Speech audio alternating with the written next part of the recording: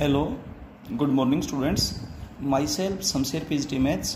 बेटा 11th class में chapter permutations and combination 7th chapter है। इसमें बेटा सेकंड एक्सरसाइज रनिंग में है। थर्ड क्वेश्चन के 4th पार्ट तक हम आपको करवा चुके थे।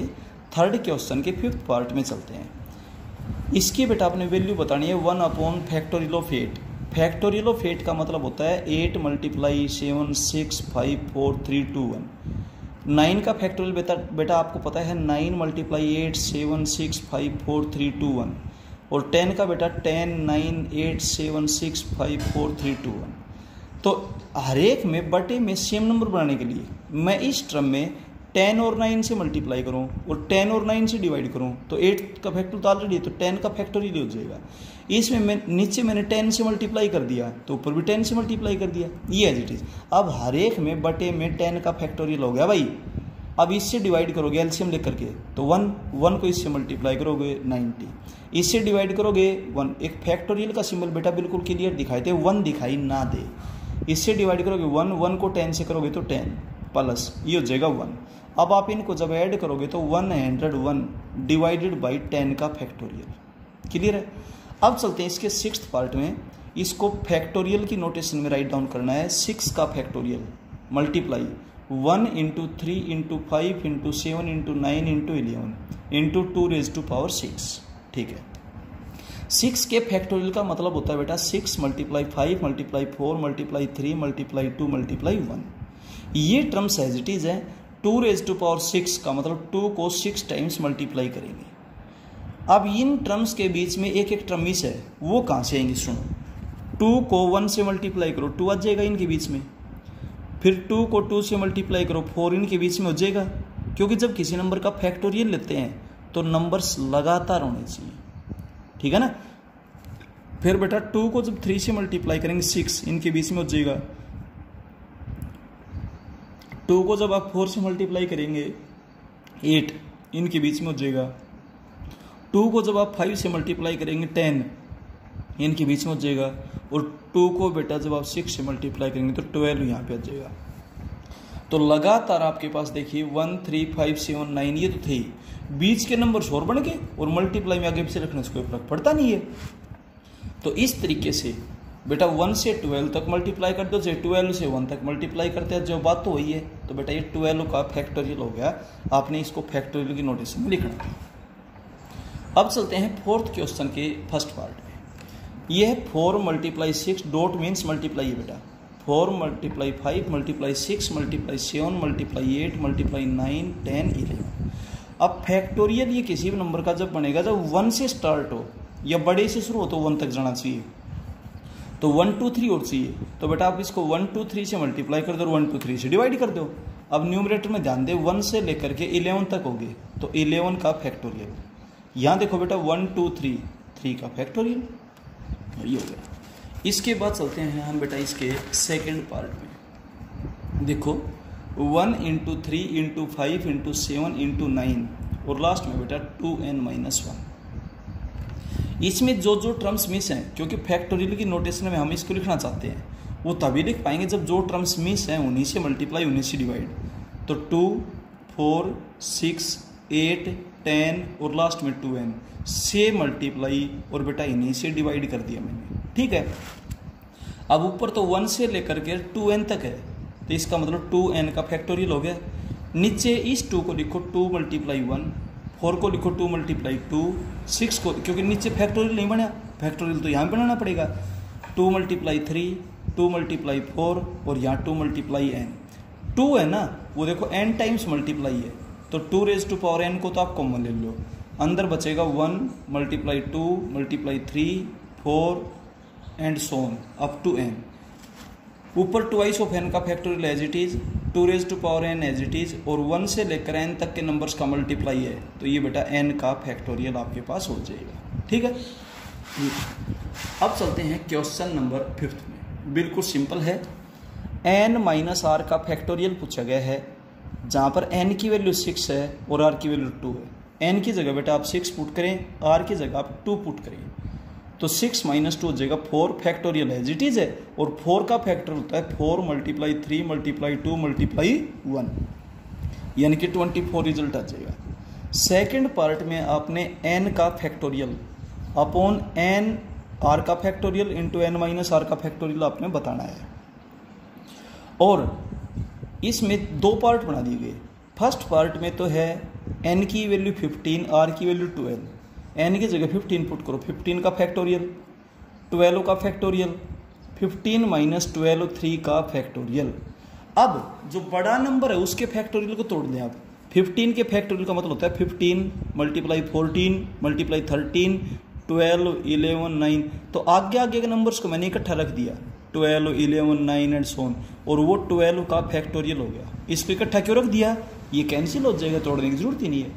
और 3 का फैक्टोरियल, 15 14 13 एज इट इज। यहाँ 3 का फैक्टोरियल होता है 3 2 1।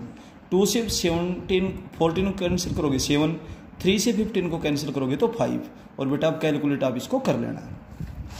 इसी का सेकंड पार्ट में बताना तो यही है, n का फैक्टोरियल अपॉन r का factorial into n minus r का फैक्टोरियल। लेकिन n की जगह 6 पुट करें और r की जगह 2 पुट करें, तो 6 का फैक्टोरियल, 2 का फैक्टोरियल, 4 का फैक्टोरियल। अब बड़ा कौन सा है 6, और ऊपर से नीचे के कैंसिल होते हैं, तो 6 के फैक्टोरियल को तोड़ो, 6 मल्टीप्लाई 5 मल्टीप्लाई 4 का फैक्टोरियल, और नीचे 4 का फैक्टोरियल है, कैंसिल हो गया। अब 2 से 6 को कैंसिल करोगे 3 मल्टीप्लाई 5 क्या हो गया 15। अब चलते हैं हम इसके 6th क्वेश्चन में। 6th क्वेश्चन है बेटा 2 multiply 6 multiply 10 multiply 14 up to n factors. ये n फैक्टर्स है, बहुत ध्यान से देखो इसको, बहुत बढ़िया क्वेश्चन है। सबसे पहले तो 2 को लिखो 2 मल्टीप्लाई 1, 6 को लिखो 2 मल्टीप्लाई 3, 10 को लिखो 2 मल्टीप्लाई 5, 17 को 2 मल्टीप्लाई 7, और n फैक्टर्स हैं तो लास्ट में 2 मल्टीप्लाई n हो जाएगा। ठीक है, अब n टर्म्स में से देखिए 2n टाइम्स हो गया, तो 2 raise to power n common होगी, यहाँ पे हो गया बेटा 1 into 3 into 5 into 7 up to n terms. ठीक है, 2 raise to power n as it is, ये टर्म्स एज इट इज, लेकिन यूं देखना चाहते हैं कि nवीं टर्म क्या होगी। अब nवीं टर्म क्या होगी उसके लिए आप इसको एक बार ऑब्जर्व करें। ये AP है भाई 1 3 5 7, तो AP की nवीं टर्म बताने का तरीका आपके पास होता है a plus n minus 1 into D. अब a की जगह तो आप 1 पुट कर दो, d की जगह आप 2 पुट कर दो। फर्स्ट टर्म 1 है, कॉमन डिफरेंस आपके पास क्या है 2 है। ठीक है, जब पुट करेंगे तो nth टर्म 2n माइनस 1 आ जाएगी। अब ये क्वेश्चन अब थोड़ी देर पहले आया था कि जो जो टर्म्स मिस हैं उन्हीं से मल्टीप्लाई 2 4 6 8 लास्ट में 2n, इन्हीं से मल्टीप्लाई कर दिया, इन्हीं से डिवाइड कर दिया। क्लियर है। अब ऊपर 2 raise to power n as it is, और ये ट्वाइस ऑफ n का फैक्टोरियल बन गया भाई।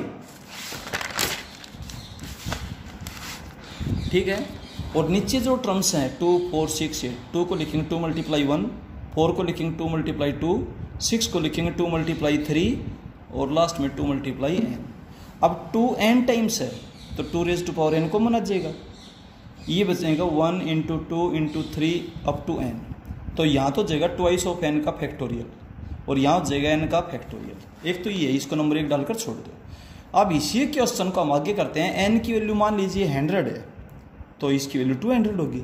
तो 200 का फैक्टोरियल क्या होता है 200 199 98, इस तरीके से 200 टर्म्स होंगे। जिसका फैक्टोरियल उतनी टर्म्स हो जाती हैं, और n का फैक्टोरियल सारे टर्म्स होंगे n n minus 1 n minus 2। तो बेटा 200 में 100 तो बीच में आएगा कि नहीं आएगा, तो इसमें जब आप यूँ चलते जाओगे तो n तो बीच में आएगा, n n माइनस 1 n 1 तक जाओगे तो n टर्म्स तो कैंसिल हो जाएंगी। 2n डबल है, जैसे ये 100 हो रही है 200, तो 100 टर्म्स तो बाद की कैंसिल हो जाएंगी, इधर की 100 टर्म बच जाएंगी। तो अब 2n के अंदर इधर की n टर्म्स बच जाएंगी। तो आप इसको यूँ लिखो चाहे यूँ लिखो, बात तो वही है। तो n plus 1 n plus 2 n plus 3 कैसे भी लिख सकते हैं, एक ही बात है बेटा। ठीक है, n प्लस 1 है, इससे इधर वाली टर्म अगर आप लिखना चाहोगे तो n प्लस 2 है। तो अब आप इसको यूँ लिखो चाहे यूँ लिखो, मल्टीप्लाइंग को फर्क नहीं पड़ता। n plus 1 n plus 2 n plus 3 and so on up to n terms, क्योंकि टोटल 2n टर्म्स थी जिनमें से n तो कैंसिल हो गया। आप एक एग्जाम्पल लेकर के समझें, ऊपर 200 टर्म है, नीचे 100 टर्म्स है, तो लास्ट की 100 टर्म तो कैंसिल होगी, इधर की 100 टर्म बच गई। तो उसको 200 199 198 101 यूँ लिख दो, चाहे 101 102 103 यूँ लिखते आ जाओ, एक ही बात। ये था बेटा, इसको नंबर 2 डालेंगे और from first and second this is equal to this is equal to this, 3 part थे, ये आपके पास प्रूव हो जाएगी। 7th क्वेश्चन बिल्कुल सिंपल है, n into n minus 1 into n minus 2 up to this. इसको फैक्टोरियल की नोटेशन में लिखो, तो फैक्टोरियल की नोटेशन में लिखने के लिए उसको 1 तक ले जाओ, तो जब 1 कम होता रहे तो इससे एक कम करेंगे तो n माइनस आर, फिर इससे कम करेंगे n माइनस आर माइनस 1 तक चलेंगे। अब जिस जिस टर्म से मल्टीप्लाई किया उस टर्म से डिवाइड भी करो। अब ऊपर तो n का फैक्टोरियल हो गया, n into n minus 1 n minus 2 और लास्ट में 1 तक आ गए n का फैक्टोरियल। यहाँ पर n माइनस आर माइनस 1 एक एक कम करते आ रहे हैं, 1 तक जा रहे हैं, तो n माइनस आर का फैक्टोरियल। ठीक है, ये था। इसके बाद चलते हैं 8th क्वेश्चन में। 8th क्वेश्चन आपके पास लेफ्ट हैंड दे बेटा n minus r plus 1 into n का फैक्टोरियल अपॉन दिस। अब आप एक बात ध्यान दें, मेरे पास 10 का फैक्टोरियल है, मैं उसको 10 मल्टीप्लाई बाई 9 का फैक्टोरियल भी लिख सकता हूं, क्योंकि 10 का फैक्टोरियल होता है 10 मल्टीप्लाई 9 8 से उनको इकट्ठा रखोगे 9 का फैक्टोरियल, या किसी भी नंबर के फैक्टोरियल को उससे एक ज़्यादा से मल्टीप्लाई करोगे तो ज़्यादा वाले का फैक्टोरियल हो जाएगा, कुछ बात है। तो ये एज इट इज, इसको तोड़ेंगे n minus r plus 1 into उससे एक कम का फैक्टोरियल। 10 के फैक्टोरियल को अगर आप तोड़ोगे तो 10 मल्टीप्लाई 9 का फैक्टोरियल, उससे एक कम का फैक्टोरियल हो गया, ये कैंसिल हो गया, इसीलिए तोड़े गए, तो जो बचा वही बेटा राइट हैंड साइड। अब चलते हैं 9th क्वेश्चन में। देखिए 9th क्वेश्चन है n माइनस 1 का factorial upon n minus r minus 1 का factorial plus r into n minus 1 का factorial upon n minus r का फैक्टोरियल। ध्यान दें, ये नंबर एक ज़्यादा है, ये नंबर एक कम है, तो नीचे एक जैसे नंबर बनाने के लिए, ठीक है, यहाँ पर मैं n माइनस आर से डिवाइड कर दूँ, n माइनस आर से मल्टीप्लाई कर दूँ, नीचे सेम बनाने के लिए। अब नीचे देखो 10 इंटू 9 का फैक्टोरियल, 10 का फैक्टोरियल होता है तो n माइनस आर और उससे एक कम यही होता है, तो जब सोल्व करोगे तो बेटा n माइनस आर का फैक्टोरियल बढ़ गया। अब दोनों जगह से एलसीएम आ गया n माइनस आर का फैक्टोरियल, इससे डिवाइड करोगे 1 को ऊपर वाले से मल्टीप्लाई करोगे यही रहेगा, प्लस इससे डिवाइड करोगे तो 1 को करोगे यही रहेगा। अब ऊपर से n माइनस 1 का फैक्टोरियल कॉमन आ जाएगा, यहाँ से बचा n माइनस आर, यहाँ से प्लस आर से आर कैंसिल हो गया, ये बच गया। अब बेटा फिर ये रिजल्ट, कोई भी नंबर और उससे कम का फैक्टोरियल करोगे तो बड़े वाले का फैक्टोरियल हो जाएगा, तो n का फैक्टोरियल अपॉन दिस, यही बेटा आपने प्रूव करना था। 10th क्वेश्चन में x की वैल्यू पूछी गई है, 1 अपॉन 9 का फैक्टोरियल प्लस 1 अपॉन 10 का factorial is equal to x upon 11 का फैक्टोरियल। हर जगह 11 सबसे बड़ी संख्या है, तो 11 का फैक्टोरियल बनाओ। इस नंबर में 11 से मल्टीप्लाई 11 से डिवाइड, ये 9 का है तो 10 और 11 से मल्टीप्लाई 10 और 11 से डिवाइड। अब ऊपर तो 110, ये 11 का फैक्टोरियल हो गया, ये 11 एज इट इज, यहाँ भी 11 का फैक्टोरियल हो गया, is equal to x upon 11 का फैक्टोरियल। 11 का फैक्टोरियल एलसीएम आ गया 110 प्लस 11, एलसीएम से एलसीएम कैंसिल हो गया, x की वैल्यू 121 आ गई। बस बेटा यही पूछा गया था आपसे, क्लियर है। अब चलते हैं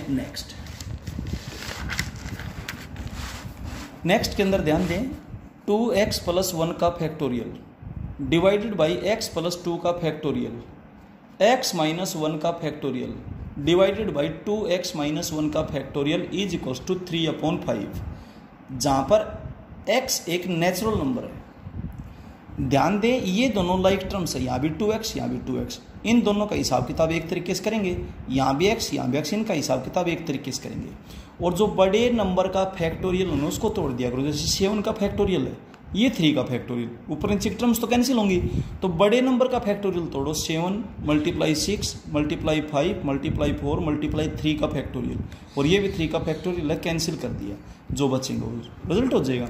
तो 2x प्लस 1 बड़ा है 2x माइनस 1 से, तो इसको तोड़ेंगे, और तोड़ेंगे तो क्या कम करते आओ, 2x प्लस 1 2x माइनस 1 का फैक्टोरियल, ये छोटा है इससे, तो अब x प्लस 2 को तोड़ो, x plus 2 x plus 1 x minus 1 का फैक्टोरियल, ये इससे कैंसिल हो गया, ये इससे कैंसिल हो गया, 3 अपॉन 5, इस x से ये x भी कैंसिल हो गया। अब आप क्रॉस मल्टीप्लाई कर देना, ये तो हो गया 4x plus 2 upon x square plus 3x plus 2 is equals to 3 upon 5। Cross multiply करें, क्वाड्रेटिक की क्वेश्चन बनेगी। x की वैल्यू 4 और -1/3 आएगी।